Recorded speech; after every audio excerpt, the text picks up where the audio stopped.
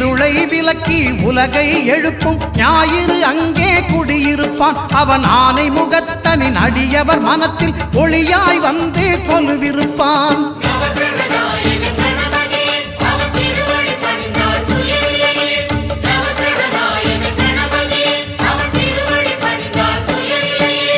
ஒன்பது கோளும் ஒன்றாய் காண